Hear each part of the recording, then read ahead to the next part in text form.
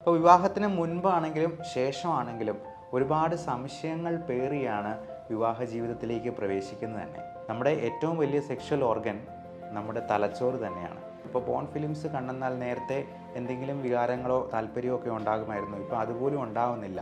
ഭാര്യ വേറെ ആരുടെയെങ്കിലും കൂടെ പൊയ്ക്കളയുമോ എന്നുള്ള ആശങ്കകൾ പോലും പലരും പങ്കുവയ്ക്കുകയുണ്ടായി. ശരിക്കും 6 സെൻറ്റിമീറ്റർ നീളമുണ്ടെങ്കിൽ തന്നെ ഫലപ്രദമായിട്ട് ബീജനിക്ഷേപം നടത്താനും കുട്ടികൾ ഉണ്ടാകാനും പറ്റുമെന്നുള്ളതാണ് അതിൻ്റെ ശാസ്ത്രീയമായ കാര്യം.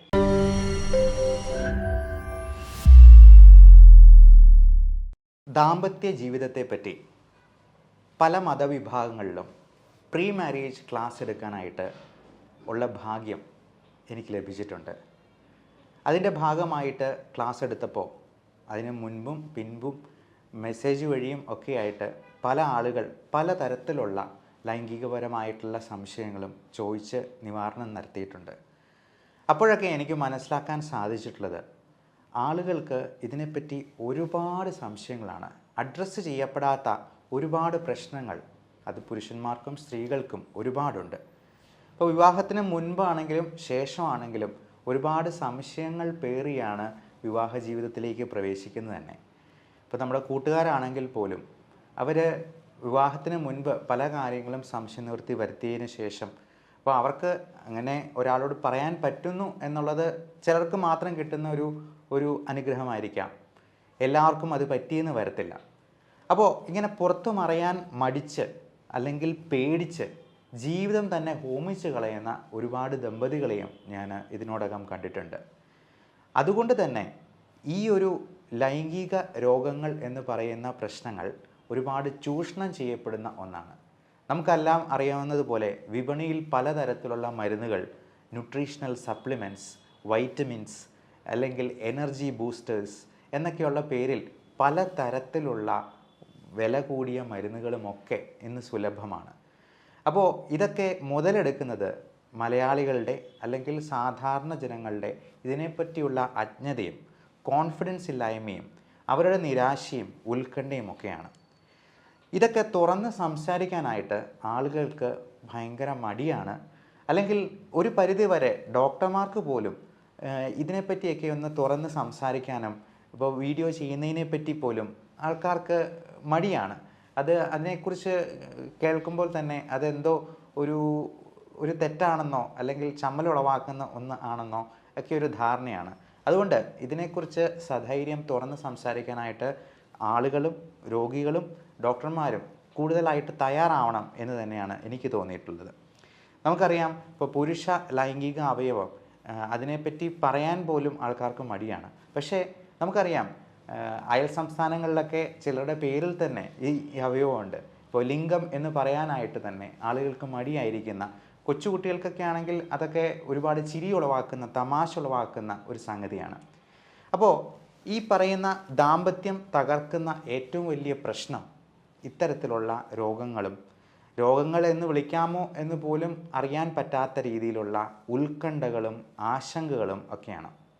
അപ്പോൾ ഇതൊക്കെ പറയാനായിട്ട് ഒരു കോൺഫിഡൻഷ്യാലിറ്റി, അതായത് വിശ്വസ്തത ഒരു പ്രശ്നമായി വരികയും ചെയ്യാം. പലർക്കും ഇതിനു വേണ്ടി ഒരു ഡോക്ടറെ സമീപിക്കാൻ പലപ്പോഴും മടിയായിരിക്കാം. അപ്പോൾ അങ്ങനെയുള്ളവർക്ക് ഓൺലൈൻ കൺസൾട്ടേഷൻ ഫലപ്രദമായി വിനിയോഗിക്കാവുന്നതാണ്.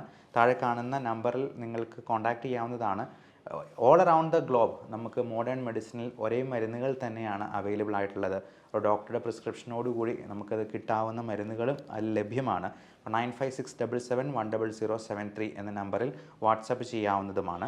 അപ്പോൾ ഇങ്ങനെയുള്ള സംശയങ്ങൾ നിങ്ങൾക്ക് ചോദിക്കുകയും അതിന് വേണ്ട നിർദ്ദേശങ്ങൾ തേടുകയും ഓൺലൈൻ കൺസൾട്ടേഷൻ ആവശ്യമെങ്കിൽ അതിന് ഉള്ള നിർദ്ദേശങ്ങൾ പറഞ്ഞു തരാനും മാക്സിമം ശ്രമിക്കുന്നതാണ്. അപ്പോൾ ഏറ്റവും പ്രധാനപ്പെട്ട സെക്ഷൽ ഓർഗൻ ഏതാണ് എന്ന് ചോദിച്ചെന്നാൽ നമ്മുടെ മനസ്സിൽ വരുന്ന പല കാര്യങ്ങളും ആയിരിക്കത്തില്ല യഥാർത്ഥത്തിലുള്ള ഉത്തരം. നമ്മുടെ ഏറ്റവും വലിയ സെക്ഷൽ ഓർഗൻ നമ്മുടെ തലച്ചോറ് തന്നെയാണ്. നമ്മൾ എന്ത് ചിന്തിക്കുന്നോ അതിനനുസരിച്ചാണ് നമ്മുടെ ശരീരത്തിൽ അതിനുള്ള മാറ്റങ്ങൾ ഉണ്ടാവുക. അപ്പോൾ ന്യൂറോ സൈക്യാട്രിയുടെ ഒരു വലിയ ഭാഗമായിട്ട് ഈ സെക്സോളജി മാറുന്നതും ഈ പറഞ്ഞ കാര്യത്താൽ തന്നെയാണ്. മിക്കവാറും ആളുകളിൽ ഇത് മെയിൻ പ്രശ്നങ്ങൾ ഉണ്ടാക്കുന്ന സംഗതിയായി വരുന്നത് ആങ്സൈറ്റി ഡിസോർഡറാണ്. ഞാൻ നേരത്തെ പറഞ്ഞ ഉത്കണ്ഠ. ഈ ഉത്കണ്ഠയോടൊപ്പം തന്നെ പലതരത്തിലുള്ള കുഞ്ഞു കുഞ്ഞു പ്രശ്നങ്ങൾ വരുമ്പോഴത്തേക്കും ഇവർ അവരുടെ കോൺഫിഡൻസ് നഷ്ടപ്പെട്ട് അവർക്ക് ആത്മവിശ്വാസമില്ലാതെ പലതരത്തിലുള്ള വേദനകൾ, അല്ലെങ്കിൽ ഇപ്പോൾ സർക്കംസിഷൻ ചെയ്യുന്ന ആൾക്കാർക്ക് ഈ തൊലി ഉള്ളിലോട്ട് നീങ്ങുന്നില്ല എന്നുള്ളത് കൊണ്ട് തന്നെ അപ്പോൾ ആ തൊലി മുറിച്ച് കളയാനുള്ള ചെറിയ മൈനർ സർജറി മതിയാവും അതിന്. ഈ സർക്കംസിഷൻ എന്ന് പറയുന്നത് വളരെ മൈനർ ആയിട്ടുള്ളൊരു സർജറിയാണ്, ഒറ്റ ദിവസത്തിൽ തന്നെ ഡിസ്ചാർജ് ആയി പോകാവുന്ന. അപ്പോൾ ഈ സർജറി ചെയ്യുമ്പോൾ തൊലി മുറിച്ച് കളയുമ്പോഴത്തേക്കും അവരുടെ കോൺഫിഡൻസ് നഷ്ടപ്പെടുമോ, അവരുടെ വികാരങ്ങൾ കുറഞ്ഞു പോകുമോ എന്നുള്ള പേടി. അതുപോലെ ഇതിൻ്റെ നീളത്തെപ്പറ്റിയും വണ്ണത്തെപ്പറ്റിയും ഒക്കെയുള്ള ആശങ്കകൾ, പുരുഷ അവയവത്തെപ്പറ്റി ഉള്ള പലതരത്തിലുള്ള സംശയങ്ങൾ ആൾക്കാർ ചോദിക്കാറുണ്ട്. വണ്ണം നീളം കുറവാണ്, അല്ലെങ്കിൽ അത് ചെരിഞ്ഞാണിരിക്കുന്നത് എന്നൊക്കെ. അപ്പോൾ പലപ്പോഴും ഈ പല പോൺ ഫിലിംസും ഒക്കെ കണ്ട് ആഫ്രിക്കൻ വംശജരുടെ അവയവത്തോടു കൂടി താരതമ്യം ചെയ്തായിരിക്കും പലരും അതിൻ്റെ നീളവും വണ്ണവും ഒക്കെ കമ്പയർ ചെയ്ത് ഉത്കണ്ഠയോടുകൂടി നിരാശയോടുകൂടി കഴിയുന്നത്. അതിൻ്റെ ഒന്നും ആവശ്യമില്ല. ശരിക്കും 6 സെൻറ്റിമീറ്റർ നീളമുണ്ടെങ്കിൽ തന്നെ ഫലപ്രദമായിട്ട് ബീജനിക്ഷേപം നടത്താനും കുട്ടികൾ ഉണ്ടാകാനും പറ്റുമെന്നുള്ളതാണ് അതിൻ്റെ ശാസ്ത്രീയമായ കാര്യം. അതുപോലെ ശീഘ്രസ്ഖലനത്തെപ്പറ്റി, ഉന്മേഷമില്ലാത്തതിനെ പറ്റി, ക്ഷീണത്തെപ്പറ്റി ഒക്കെ ഒരുപാട് ആളുകൾ സംശയം ചോദിക്കാറുണ്ട്. ശീഘ്രസ്ഖലനം എന്നത് വളരെ ഈസി ആയിട്ട് നമുക്ക് നമ്മുടെ മനസ്സിലെ ഓരോ ചിന്തകളുടെ മാറ്റം കൊണ്ട് പോലും അത് കറക്റ്റ് ചെയ്യാവുന്ന, വളരെ ലഘുവായി പരിഹരിക്കാവുന്ന ഒരു പ്രശ്നമായിരിക്കും. അവർ നാളുകളോളം ആരോടും പറയാതെ ഉള്ളിൽ തന്നെ വെച്ച് അതിനെപ്പറ്റി പേടിച്ച് ദാമ്പത്യം തന്നെ തകർന്നു പോകുന്ന ഒരു അവസ്ഥയുണ്ടാക്കുന്നത്. പിന്നെ പലരും പറയുന്ന ഒരു കാര്യമാണ് ക്ഷീണം, അല്ലെങ്കിൽ ഇതിനോട് ഒരു താല്പര്യവും തോന്നുന്നില്ല ഒരു തരത്തിലും. ഇപ്പോൾ പോൺ ഫിലിംസ് കണ്ടെന്നാൽ നേരത്തെ എന്തെങ്കിലും വികാരങ്ങളോ താല്പര്യമോ ഒക്കെ ഉണ്ടാകുമായിരുന്നു, ഇപ്പോൾ അതുപോലും ഉണ്ടാവുന്നില്ല. രാവിലെ എണീക്കുമ്പോൾ പോലും ഒന്നും ഒരു ഉത്സാഹമില്ലാത്ത പോലെയാണ് തോന്നുന്നത്.